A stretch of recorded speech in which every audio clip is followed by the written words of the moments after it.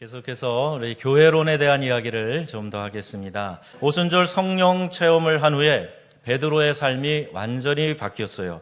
주님이 함께 하신다는 것을 확신했기 때문입니다. 그것 하나면은 충분했던 겁니다. 이것을 우리가 성령 충만이라고 이야기를 하는 거예요. 제9시 기도 시간에 베드로와 요한이 기도하러 성전에 올라갑니다. 오후 3시가 바로 성경에 나오는 제9시입니다. 그러니까 오후 3시에 베드로와 요한이 기도하러, 또 다른 사람들이 기도하러 성전으로 많이 올라가니까 성전 문 앞에 나면서부터 걷지 못한 이 장애자, 그를 바라본 베드로의 마음에 주님이 고쳐주시겠다 하는 이 마음에 감동이 있어서 그에게 이제 기도하는 마음으로 선포하게 된 겁니다. 그래서 내게 있는 것으로 내게 주노니 나사렛 예수의 이름으로 일어나 걸으라. 베드로 자신이 그를 일으키겠다고 생각했던 것이 아니에요. 베드로는 이 기적에서 정말 바라보아야 할 대상이 누군가 하는 것을 명확하게 이야기하고 있어요. 나에게 이 감동을 주시고 이 일을 시키신 우리 주님을 바라보게 했던 것이죠. 15절 말씀에 보면 하나님이 죽은 자 가운데서 그를 살리셨으니 우리가 이 일의 증인이라. 19절 말씀 보세요. 너희가 회개하고 돌이켜 너희 죄 없이 함을 받으라. 나면서부터 걷지 못한 이 장애인에게 일어난 사건의 초점은 그가 그 안에 일어났던 어떤 기적, 여기에 초점이 맞춰져 있지 않은 겁니다. 예수의 이름에 능력이 있다고 해서 이것이 어떤 주문처럼 사용돼야 되는 것은 아니에요. 이것을 알지 못하면 큰 신앙의 오류에 빠지게 됩니다. 아프리카에서는요, 분명히 확인했던 신유의 기적들이 있었어요. 불어도 못하는 사역 초기에 카메룬 두알라에서 심한 병을 앓고 있던 성도들을 위해서 기도했는데 그들이 바로 고침을 받았던 일은 지금도 잊지 못할 귀한 간증입니다. 한국말로 안수기도 했어요. 불어도 되지 않아서 한국말로 예수의 이름으로 병 고침 받을지어다 기도했는데 신유의 역사가 나타난 거예요. 그래서 기도의 능력, 예수 이름의 능력이 있음을 저는 믿습니다. 그런데 그런 신유의 기적은 매번 그때 구할 때마다 일어나지 않았던 거예요. 내가 하는 것이 아니라 하나님께서 하시는 것이니까 어쩔 수 없는 한계를 느끼는 거예요. 오늘 사도행전 3장의 말씀을 잘 살펴보면 베드로는 조금도 기적에 초점을 맞추고 있지 않다는 사실을 알 수가 있습니다. 오직 예수님께만 관심이 있었어요. 그러면 주님은 왜 이때 걷지 못하는 장애인을 일어나게 하셨을까? 기적의 목적과 결과가 뭘까요? 이 기적의 결과로 전도의 문이 열렸다는 거예요. 기적을 목격한 수많은 사람들이 베드로에게 그 앞으로 나오게 되었고 그들이 모여들었고 베드로는 그때 예수 그리스도를 전했어요. 그래서 이날 5,000명이 넘는 사람들이 구원을 받았다 하는 거죠. 기적이 그들을 구원한 것이 아니라는 사실이에요. 기적은 다만 복음을 듣는 귀를 열기 위함이에요. 이것이 바로 주님의 계획이었던 것입니다. 모든 기적들은 다 예수님이 하나님의 아들이신 것을 믿게 하고 또 천국 복음을 전하는 데에만 그 기적과 이사를 사용하셨다 하는 것을 알 수가 있어요. 성령 충만은 이사와 기적은 내 안에 계신 예수님을 바라볼 때에 일어나게 되는 줄로 믿습니다. 그분을 가장 크게 볼 때 그때 역사가 나타난다는 거예요. 그럼 어떤 문제보다 예수님이 더 크게 여겨지는 것, 이것이 우리 주님이 우리에게 원하시는 것이라는 얘기예요. 여러분은요, 예수님을 얼마나 지금 크게 보고 계십니까? 여러분의 삶의 문제와 예수님, 어느 쪽을 더 크게 보고 계세요? 어떤 때는 우리의 삶에 큰 문제가 다가올 때 숨쉬기조차도 버거울 정도로 내가 삶에 아무런 의욕이 없고 힘이 없을 때 그 삶의 문제가 너무 크게 보여서 예수님이 거기 가려져요. 보이지 않아요. 주님의 능력, 기도, 하나님께 나아가는 것, 이런 것들을 생각하지 않으며 살아갈 때가 있다는 거예요. 여러분, 문제의 크기와 상관없이 주님을 바라보는 믿음을 가지시기를 바랍니다.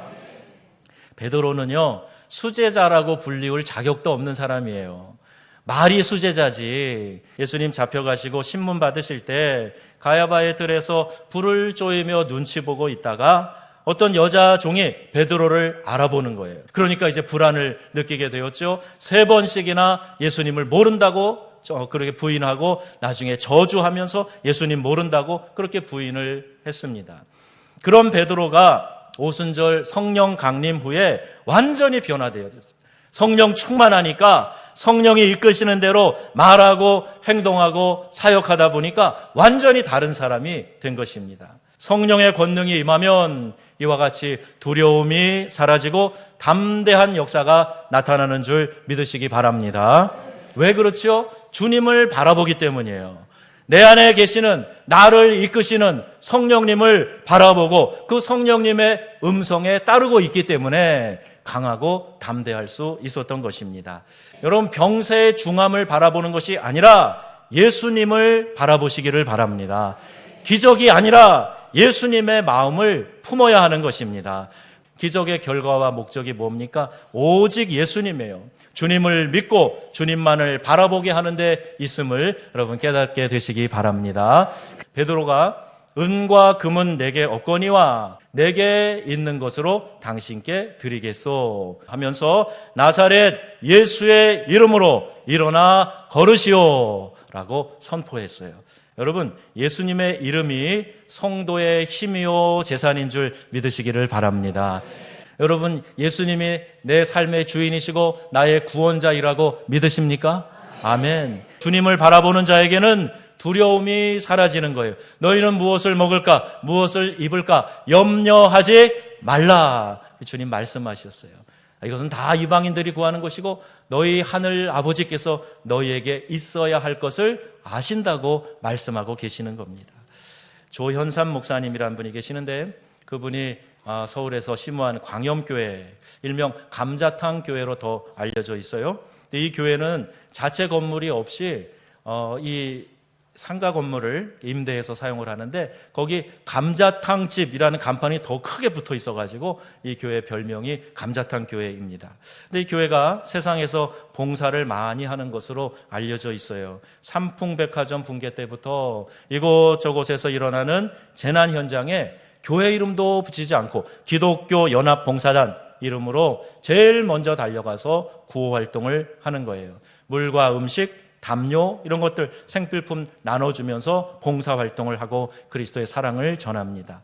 그 교회 부목사님들을 뽑을 때 기준이 쌀포대를 얼마나 잘 짊어지느냐 이런 걸로 뽑는다는 그런 말이 있을 정도입니다. 근데 이 교회는요, 재정의 여유 자금을 매월 100만 원만 딱 남겨놓고 모두 다 어려운 교회, 어려운 사람들 선교하며 돕는 데 사용한다 그래요. 이게 쉬운 일이 아닙니다. 규모가 제법 큰 교회인데요, 그걸 다 나눠주고 어떤 일이 갑자기 생길 줄 알아요. 그런데 하나님 믿는 거예요. 우리에게 지금 주신 사명은 세상을 섬기라는 겁니다. 그리고 아주 기본적인 것만 남겨놓고 다 원하는 대로 필요한 대로 흘려보내고 사용하면서 돕고 선교하는 데 쓴다는 거예요. 이런 일이 결코 쉬운 일이 아닙니다. 그렇게 하려면 우리가 주님을 철저하게 바라봐야 돼요. 주님께 시선을 고정해야 됩니다. 그래서 삶에 다가오는 모든 두려움을 이기는 그 믿음이 우리에게 필요한 것입니다. 두려움이 사라진다는 말은 고난이 없어진다 이런 말은 아니에요. 고난이 다가오면 감당할 힘을 주시는 주님을 의지하고 주님이 기뻐하시는 길이 무엇인지 분별하며 나아간다, 그런 의미입니다. 주님이 기뻐하시는 길을 가기 위해 고난도 감수하겠다 이런 각오가 되어 있으면 하나님은 저와 여러분 또 여러분의 가정 자녀를 그리고 우리 교회를 놀랍게 사용하실 것입니다. 여러분, 권능이 있는 교회, 기적을 구하는 것이 아니라 예수의 이름을 높이는 교회인 줄 믿으시기를 바랍니다. 기적은 우리의 믿음의 주요 온전케 하시는 이인 예수님을 믿게 하는데, 그리고 주님을 담대하게 전하게 하는데 하나님께서 사용하시는 거예요. 교회의 전유물도 아니고 어느 개인의 전유물도 아니에요. 문제보다 주님을 더 크게 보는 믿음의 성도들이 다 되시기를 바랍니다. 그러면 우리는 권능이 있는 교회를 경험하게 될 것입니다. 세상의 시선을 맞추지 마세요. 주님만 바라보며 나아가는 우리 귀한 성도님들이 다 되시기를 우리 주 예수님의 이름으로 축원합니다. 아멘.